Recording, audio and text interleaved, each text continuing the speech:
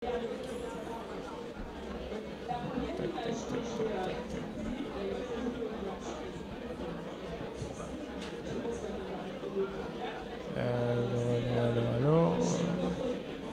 C'est bon, vous êtes en direct. Mesdames et messieurs, bonjour. Nous sommes le lundi 26 juin 2023 pour la 4e édition du Salon OZ. Alors le Salon OZ, on ne le présente plus. Il s'agit du Salon des jeunes entrepreneurs, en tout cas des entrepreneurs tout court, des porteurs de projets et tous ceux qui agissent dans l'entrepreneuriat. Aujourd'hui, nous avons la grande chance d'inaugurer cette manifestation, cette 4e édition, qui a été décalée effectivement de quelques jours, notamment à cause de la tempête Brett. Et nous avons, pour inaugurer et commencer cette session d'interview et d'échanges passionnants avec des personnalités tout aussi passionnantes, la chance d'avoir Alexandre Ventadou, qui est le président de Martinique Développement, qui est l'organisateur du Salon OZ et qui nous accueille aujourd'hui. Alors, nous sommes effectivement à la 4e édition. Quel est l'ADN du Salon OZ, M. Ventadou? Bonjour Yanis, bonjour à toutes et tous qui nous écoutez et nous regardez. L'ADN, c'est être au plus proche du chef d'entreprise ou de celui qui rêve de l'être.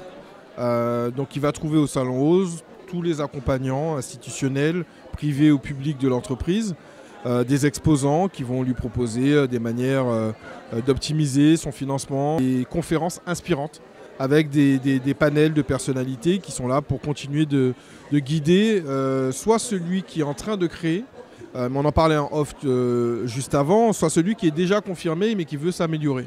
Donc tous les publics de chefs d'entreprise sont présents sur le salon.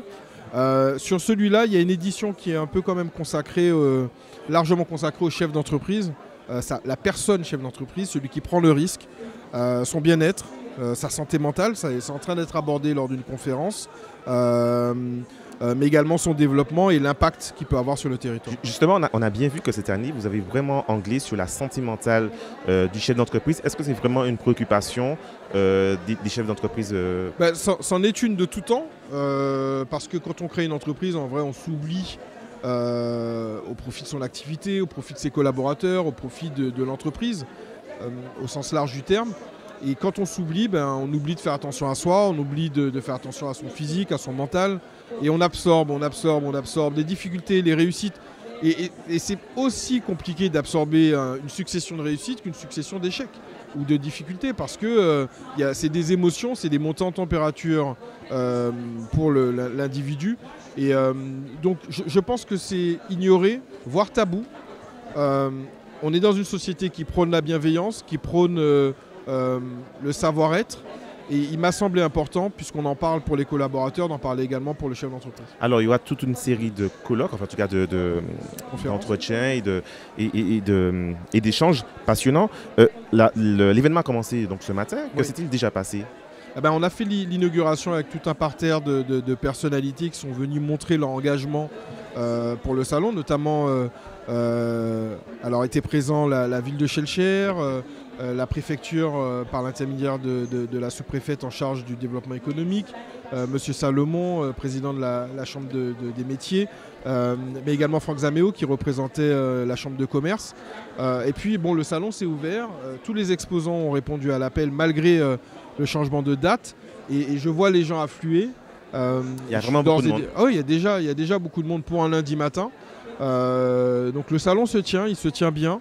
Et je pense qu'on y trouvera toutes les réponses qu'on peut se poser quand on est chef d'entreprise. Alors justement, en termes d'affluence, nous sommes sur à peu près combien de personnes? Plusieurs milliers de personnes. Il y a déjà plus de 1000 inscrits à ce jour aux différentes sessions. On sait qu'il y a à peu près une personne sur 4 qui s'inscrit avant de venir. Les autres s'inscrivent en venant sur place. Alors je ne veux pas dire qu'il y aura 4000 personnes, mais je dis qu'il y aura plusieurs milliers de personnes. On fera les comptes à la fin, mais je suis d'ores et déjà rassuré, ne serait-ce que par rapport au nombre d'inscrits en web. On peut d'ores et déjà dire que ce salon OZ est un succès. Quelle est la conférence à ne pas rater ce matin? C'est celle qui est en train de se dérouler en ce moment. C'est l'ARACT qui fait écho d'une consultation des chefs d'entreprise pour témoigner justement de ce dont je parle, de santé mentale, de bien-être. Où en sont les chefs d'entreprise martiniquais après 2 ans de Covid? Et on y apprend des choses intéressantes. C'est que le temps de travail moyen d'un chef d'entreprise, il est à 52 heures. 52 heures. On n'est pas des super-héros. Les chefs d'entreprise ne sont pas des super-héros. Est-ce que c'est bien? Est-ce que c'est trop? C'est une vraie question à se poser. Quand on passe 52 heures Est-ce que c'est parce qu'on ne sait pas déléguer? Est-ce que c'est parce qu'on ne peut pas déléguer? Est-ce que c'est parce que c'est un métier passion, et ça l'est dans la 99% des entreprises, se fondent sur la passion d'une femme ou d'un homme. Mais même une passion, elle peut être dévorante, même si je suis passionné d'échecs ou de wakeboard demain, si j'y passe 52 heures par semaine, peut-être que c'est trop, peut-être que le corps n'est pas prêt pour cela. Donc voilà, je trouve que c'est une des conférences qui donne un peu le ton de ces 2 jours qu'on va prier, notamment l'entreprise Surena. Et on leur a demandé, enfin ils nous ont demandé comment je peux être meilleur avec le digital. Et développement, justement, c'est aussi l'objectif de Martinique Développement, d'accompagner les chefs d'entreprise, mais pas que, sur des divers projets et le montage de projets digital. On accompagne, on ne finance pas, contrairement à Initiative Martinique Active qui a la possibilité d'octroyer un prêt d'honneur. Chez Martinique Développement, on accompagne. Mais pas que, tu l'as bien dit, on accompagne donc les chefs d'entreprise de toute taille, quasiment de toute structure du juridique. Donc on les accompagne sur certains projets, on les accompagne dans leur développement, on les accompagne même dans la transmission, à l'instar de la Chambre de commerce avec qui on est partenaire et à qui on renvoie la balle quand c'est plus de leur précaré que d'une autre. Mais on accompagne également à la structuration des filières. Et il en faut en Martinique, il faut que les gens qui font... Et donc ça, c'est un grand projet qu'on est en train de renforcer. Et voilà, il y a une sphère assez large de expertise en digitalisation, en communication, en structuration financière, à moindre coût, voire quasiment à coût nul. Et ça, c'est un dispositif qui s'appelle le Pass Gagnant, qui existe déjà. Mais qu'on est en train de renforcer pour pouvoir aider beaucoup plus d'entreprises. Et on aura la possibilité, dans ce salon, de découvrir les différents dispositifs que propose Martinique Développement. Tout à fait. On ne vous présente plus, M. Montardieu, vous êtes un chef d'entreprise connu et reconnu, dirons-nous, et vous avez la grande tâche justement de mener la politique économique, dirons-nous, de la CTM. Alors, j'ai la tâche aux côtés de Nicaise Moros, qui est à l'exécutif. Moi, je préside la commission développement économique, attractivité numérique et tourisme. Donc Nicaise et moi avons la tâche prônée par Serge Etchimi. Donc on est dans son sillage sur des choses qui ont été dites lors du programme de l'Alliance pour les rendre effectives. Alors ça prend du temps parce qu'il y a une partie diagnostic et puis il y a une crise Covid qu'il a fallu continuer de gérer. Et politique d'aide aux entreprises, politique de projet. On veut non pas donner de l'argent pour donner de l'argent, mais donner de l'argent, aider à structurer et faire en sorte que cet argent-là, il a un impact sur le territoire. Donc je participe, oui, politiquement à cela. Avec cette double casquette à l'Assemblée avec le développement économique, enfin avec la commission. J'en aurai demain en tant que salarié, mais je suis véritablement consacré. J'ai fait le sacrifice de consacrer beaucoup de temps à cette mission politique qui me tient à cœur. Oui, mais vous êtes tout à fait la personne idoine pour mener cette mission. On va revenir sur le salon OZ très rapidement. Quels sont vos objectifs pour le salon ces 2 jours? Il y a des objectifs qualitatifs, quantitatifs. Quantitatif. Je ne voudrais pas donner de chiffres, mais je serais satisfait si on a plus de 2000 personnes qui sont venues sur le salon et qui ont appris quelque chose, sont reparties avec quelque chose. Donc ça, c'est sur du quantitatif.